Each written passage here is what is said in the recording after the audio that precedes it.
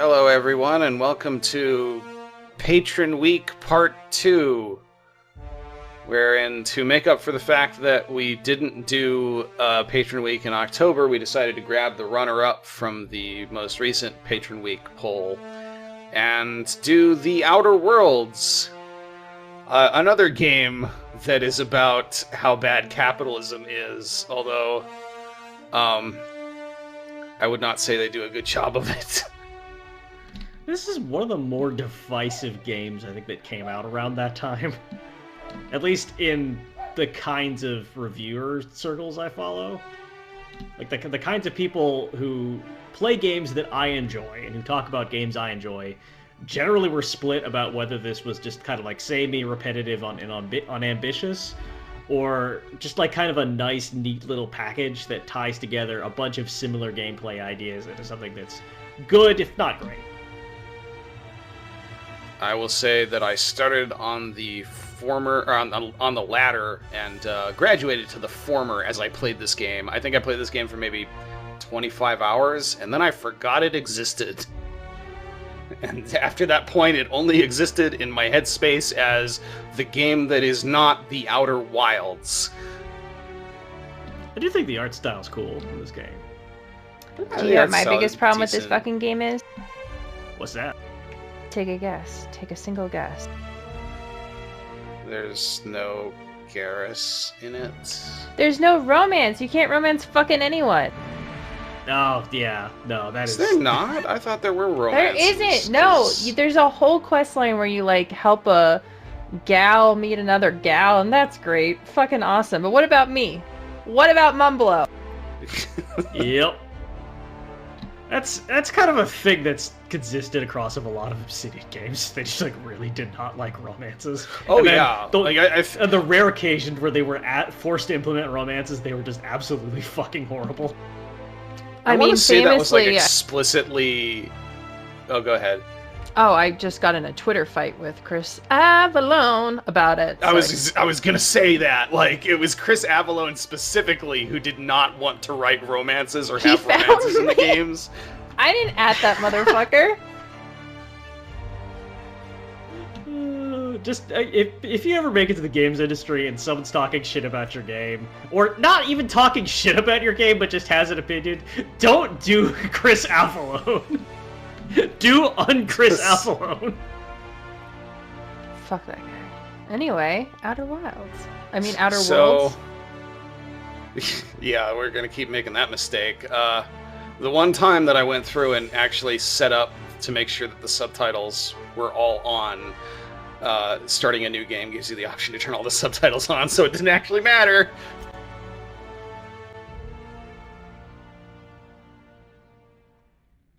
Why stay earthbound when prosperity awaits you in the stars? Come to Halcyon, the only colony on the edge of the frontier, owned and operated by corporations. A trip I cannot tell you how long I thought Halcyon was pronounced Halcyon, which ironically it actually is more like that in Greek, but...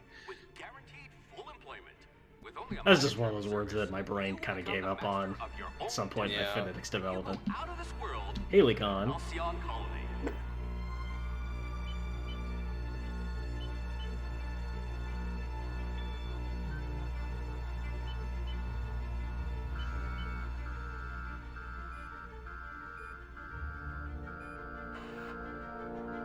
So, I have a vague recollection of this story being about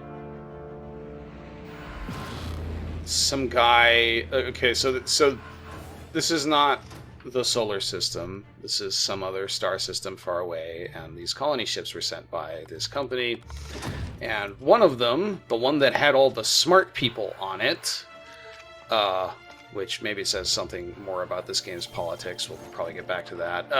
That one, like, failed and didn't like crash or explode, but didn't make it all the way into the system, and now everybody who was going to be there to help run things on this horrible space capitalism colony are just hanging out here in cold storage. Disgraceful.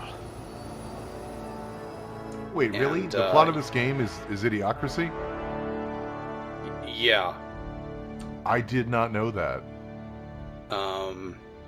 And you're one of the guys, and you work for this dude to... Have you never actually played this game? No, it's either been a long time or I never got that far. Okay, my big problem, not to derail what you were saying, but my big problem is this stuff, right? Like, this is the most Bethesda... I know it's Obsidian, but it's the most Bethesda of RPG systems because it ain't got shit to do with character building. I mean, it's worse than that. It doesn't really matter. Like, it's... What if we took Skyrim and extrapolated it as far as logically possible to the point where nothing really matters or feels like it makes any difference? This is not one of our most upbeat starts to an episode. No. You've run into don't like this game. of lampposts. See, We're not going to be generous to this game. I'm going to be the lone voice. I kind of like some of what it does, given how much I hate the core gameplay loops. Yeah. Like, I don't like character creators like this either, but which is bad because that seems to be where the industry's headed. It's kind of like Chris was saying, is there's like a emphasis now on you create a character as like your... It's kind of like you create a character as in like you choose where the first 10% of your upgrades are going, and then over the course of the game you add most of the rest 90%, rather than you kind just of become like Omni-Man. Exactly. You just become Omni-Man. But the question is just like which Omni-Man tracks do you want to start researching first? It's more like a Civilization tech tree than it is like a character. Yeah. Alright, so we're good at everything. Oh yeah, there's skills in this game. For all of the different weapons categories that don't feel good to use. It's not that I enjoy this per se, but like in hindsight, a lot of the character creators where I've created a character I liked the most have been the ones where I felt anxious during character creation about things I couldn't take.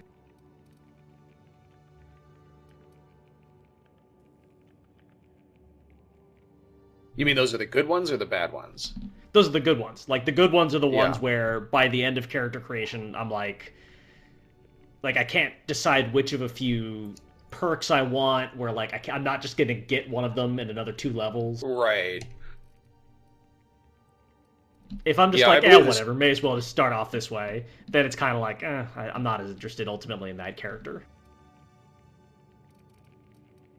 Oh, you tagged the whole category. Okay. Dialogue, why not? Probably talk your way out of a landing ticket. None of this really matters, because we're not going to be playing this game for more than a week, so who cares?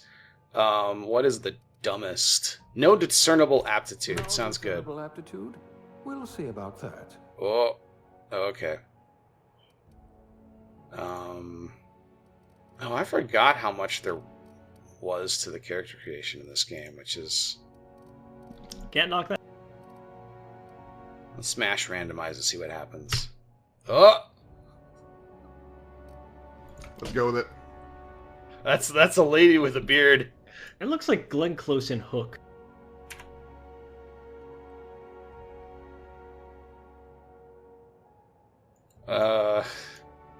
We've used butt scarn a lot. We have, and we will many more times. Just the mandala of Buttscarn. You know what? You're right.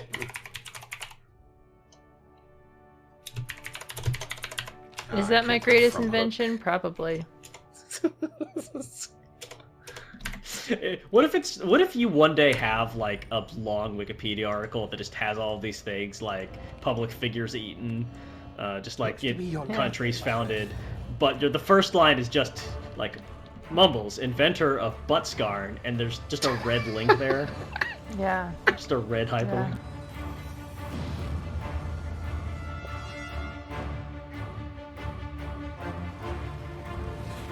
Please power down your engines and prepare to be... Not likely, bootlickers. So, Oh no, portal. here's a cinematic where the game has, like, space combat, which is not a thing that you can do in this game. which was probably honestly a good choice, a wise use of resources here to not just also do spaceships that can do stuff. You know, I know y'all are hating on this game, and I'll get to why I kind of like it later, but, like, I will say, I would rather play through this than Starfield. Yeah, Oh, that's boy. the real, like, the elephant hanging over the room attached to the ceiling fan of this whole thing is this a better game than Starfield, though? I mean, I know a lot of people, more people who are actually enthusiastic about Starfield than this game. Like, Bubbles, you like Starfield, right? I haven't played it, but... I don't. I like Starfield better than this game by a lot. Okay, and I'm shamed by that because I know it's not popular or cool to feel that way. But Starfield is so much more fun than this. We are not the popular cool games review show. I know that there's popular cool people in the comments who are like, "Oh, didn't you see Starfield talking back to people in the Steam comments today, Mumbles?" Yes, I did. Okay, So fucking Jesus. stupid. What the fuck are they doing? Starfield has more freedom, and once you get into it, it becomes like more of a plaything. And I know that we like role playing here, but I also like games that are just playthings. Oh yeah. We've actually talked about this, and Yeah. actually often find myself thinking about like how you were describing your relationship with companions in Skyrim when I think about like role playing in video games, because the way you talked about it was very different from how I'd kind of. It's actually not different from how I used to play them, and I realized that at some point I kind of stopped approaching them that way. Like, for those of you who didn't see our episodes in Oblivion, like, I'm gonna, like, sort of summarize and, like, get you started here, but, like, you talked about how, in a way, it's almost kind of like the NPCs are dolls as much as anything else. Right. You're basically creating your own place. You're going back to childhood and creating your own scenarios in your head and playing that way. And instead of the NPCs being real people that you're speaking to, they're your playthings. You get to decide what they're feeling. Yeah. Right, and like as long as you can supply that element of it, as long as you can kind of meet what the game is doing halfway, like it kind of provides that context for you to create your narratives, which is always going to be more responsive and personalized than whatever narratives are intrinsically present in the game. And I think at some point I stopped doing that, because I know I definitely did it when, like, I think about playing games as a teenager. And I think as I started to get more into, like, game design, and started focusing much more on, like, kind of, like, the literal told narratives, like, the narratives I was kind of drawing from the game started to take a back seat more. Like, do I feel like I'm in this game? Does this story make sense? Is this character giving me enough stuff? I mean, that makes sense. Well, no sense in letting his ship go to waste. Yeah, but to be honest, I've actually started to try to move away from it a little bit, because I do think, to an extent, like, one problem with that is that if it's not great, you're going to have a bad time. About the whole Yeah, exactly. nasty way to go. It's something that I was actually doing as I was playing through Cyberpunk, because that is an example of, like, a really detailed context and scene where there's not actually that many organic engagements with the environment. Yeah, I've been meaning to play that. I'm thinking, like, maybe winter break or something I will play it. I actually, I've been playing it since the patch, and I like it a lot more than I actually even thought I would. Yeah. A lot of people I talk to feel that way about that game. It's kind of like there's a lot of cynicism in its direct, and kind of like the outward features of the world, and when the mechanics were bad, that's kind of where I stopped with it. Like, that was just kind of where I was living with it. So it just kind of felt like, like an alt comics kind of trashy bad time. But the more you kind of get into it, there's actually like a lot of interesting humanistic elements to it that I really like. The more you kind of be patient with it, I guess.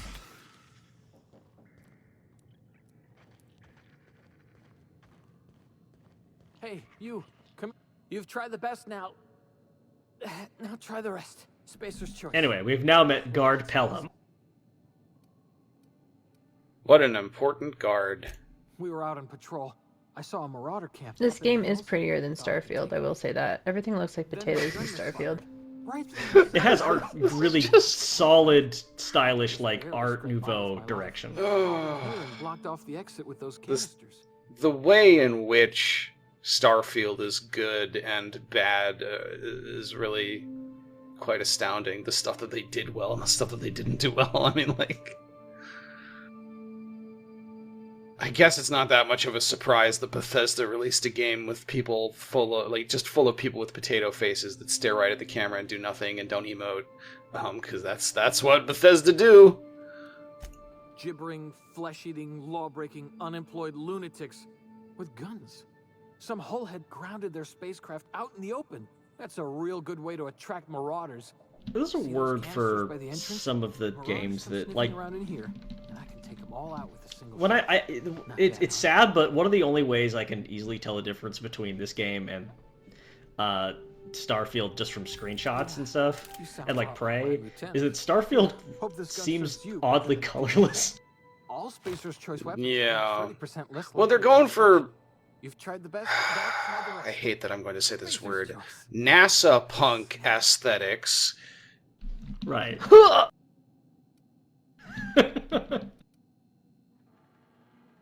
Oh, that sucks, dude. Where did you learn that term? Fancy new drug? Are you? a There's fancy been Leo or discourse. something? Oh Don't no. take this the wrong way or nothing, but I'm not allowed to fraternize with Clio workers. That sounds like a good name for a podcast about the Discourse.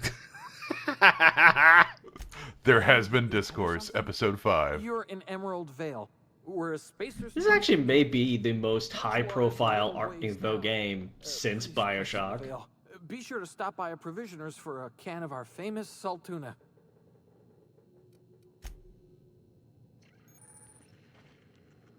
So, we will probably get into this before the end, but Oh, what just one of the reasons, perhaps the primary reason, aside from the fact that the gameplay in this game is just extremely boring,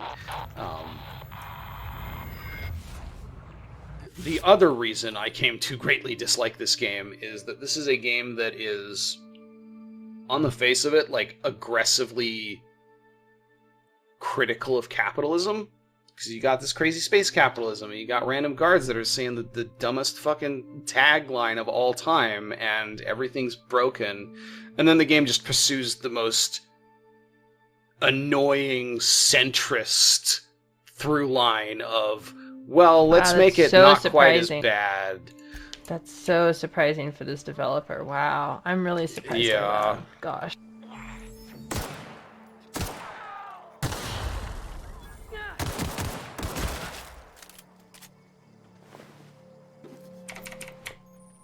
So I did play a little bit of this game, which I may have kind of implied earlier, but I actually only got through the first act, and I really just couldn't connect to it. So it's interesting to hear That is- more substantive criticisms that deal more with it, like on a narrative level, because I didn't really get a chance to get to that part. Well, I mean, the first act ends with one of the more egregious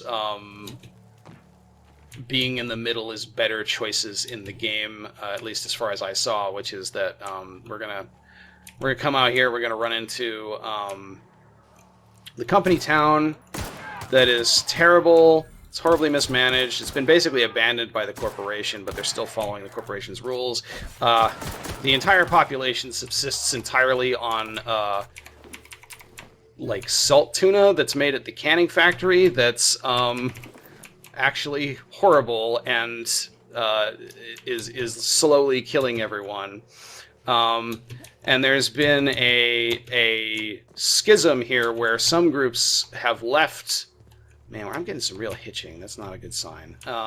Some groups have left the company and basically formed a socialist commune.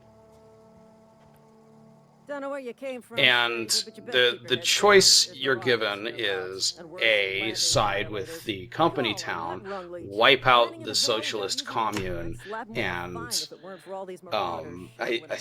I think you have to turn on a power plant or something, and like you can decide whether or not that power goes to the commune or to the town. But for some reason, the commune is like, yeah, you know, you could send it to us in our commune, but we're not going to take anybody that's still in the town. They can all just die for what we care. They're not allowed in. They've been corrupted. And then there's a third option that's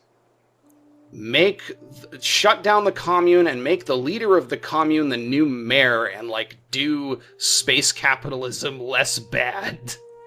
And that is framed as both mechanically and morally the superior correct choice.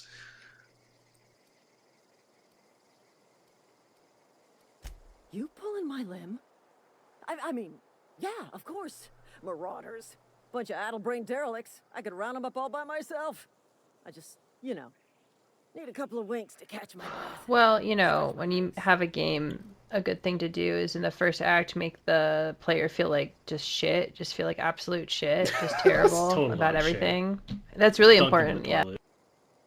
Don't give them any wins in the beginning at all. But don't Like, you shouldn't have them wake up in this small, like, ghost town, and then there's some guys, like, trying to raid it for some reason, and then you fight them, and you help the little town, and then you go on your way to Vegas. It's not like that. Then it's gonna be fucking No, because if you do that, you'll get an 84 instead of an 85, and then you won't get your bonuses. Oh my fucking god. Better put all your stats into bombs, or you're not gonna get good bombs for fighting the guy.